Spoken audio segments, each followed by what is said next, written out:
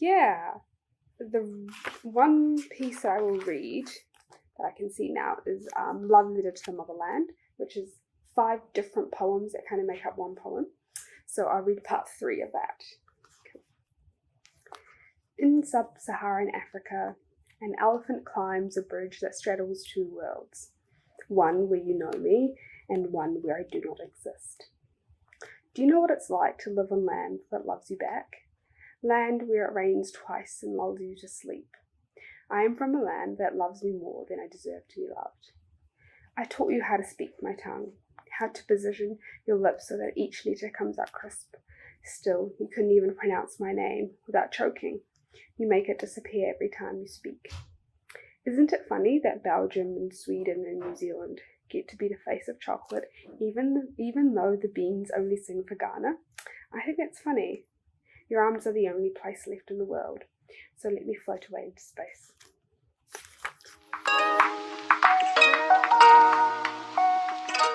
I have always been into storytelling. I was kind of an introverted kid. I was a little bit more quiet, and I think naturally storytelling, reading and writing was like my outlet and a way that I expressed myself because I wasn't really good with words.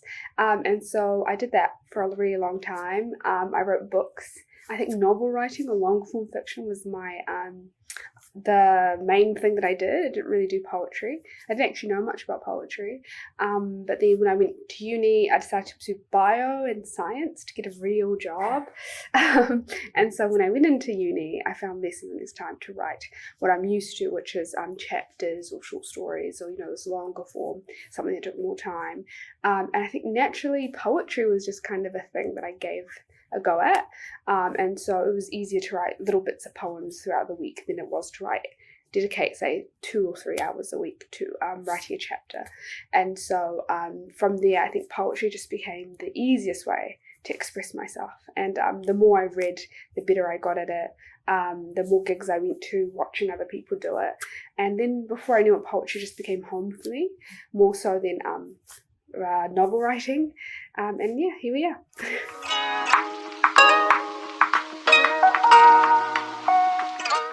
I do remember the first poem I ever wrote. It was about a coffee shop. It was the first time I had coffee. So I wrote about how bitter it was. It's not very good. It's something like 3 or 4 lines, I think. Yeah, a huge source of inspo for me when it comes to poetry is whakapapa, home and belonging.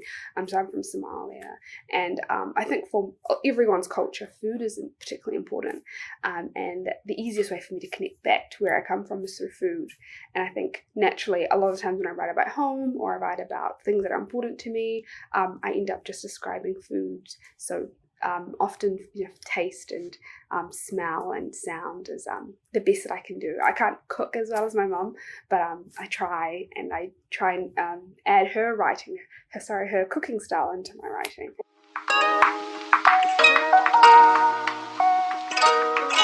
Yeah, I think, again, whakapapa, because I was born and raised in New Zealand, but home is, I think, something I've always struggled with. My parents are from Somalia and I am ethnically Somali, but I've grown up in this Western society, and finding home was always particularly difficult for me.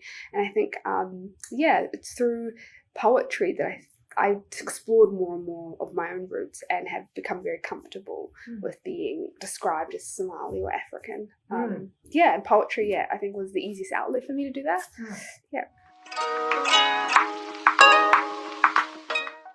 So each part of the book is in 5 parts, and each letter writes my name, because I struggled with my name for a really long time, I think.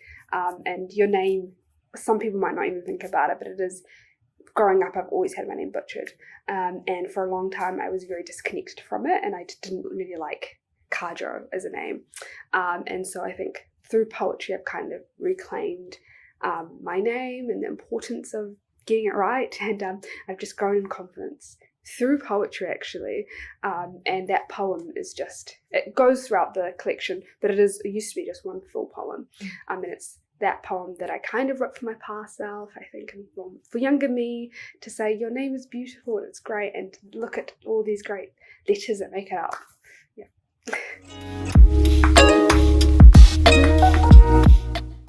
I think young Khadro was very troubled in a lot of ways, but particularly in, I think, her sense of home and her sense of belonging.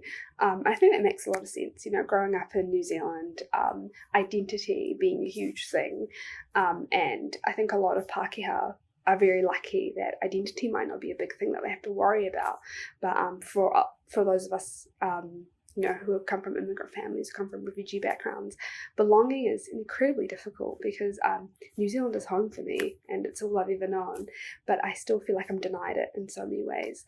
And so I think through the collection, I try really hard to talk to my former self, because I think I'm really lucky now that I'm a lot more confident in who I am. I'm a little bit more grounded. It comes with age, I guess. But a lot of it's just a younger me. And maybe just people who are in the same place as I was a couple of years ago, for them to pick it up and feel a little bit more seen, to feel heard, and to connect in some ways, I think,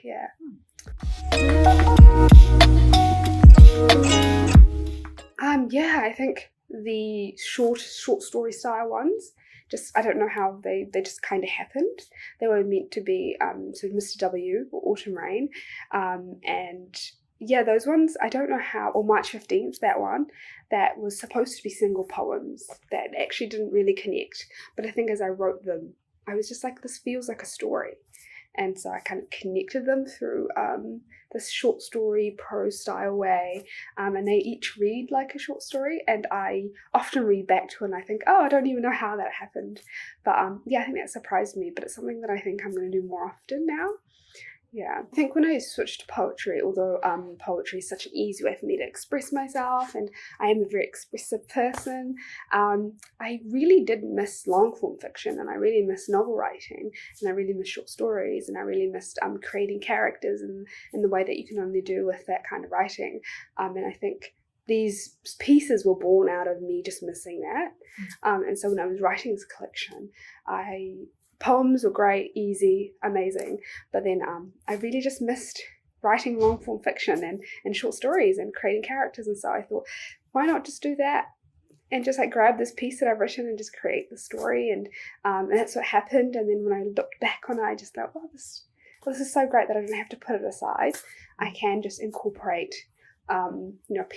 these long short story form into my collection and still call it poetry.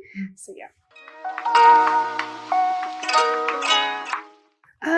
I think what I always say is I often feel very insecure about my writing, and that's because I always struggle. I try really hard to write pieces that are authentic to me, but other people can connect with. But I think as I've grown up and I read writing and my writing is more and more accessible, that's never going to be a thing where people are fully going to get what you're trying to get.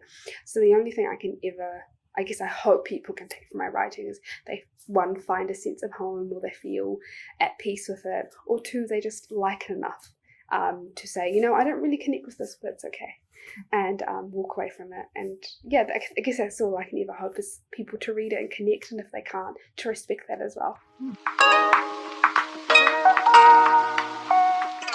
Yes, so these two, Homie and Don't Call Us Dead, are by the same author.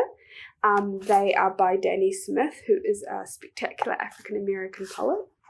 They often write about their queer experience and being Black in America, but their writing is incredibly romantic, I say, because they write a lot about violence and just bad things, but they write in such a romantic, sensory way that it's really hard not to keep reading, even though a lot of it is quite disturbing.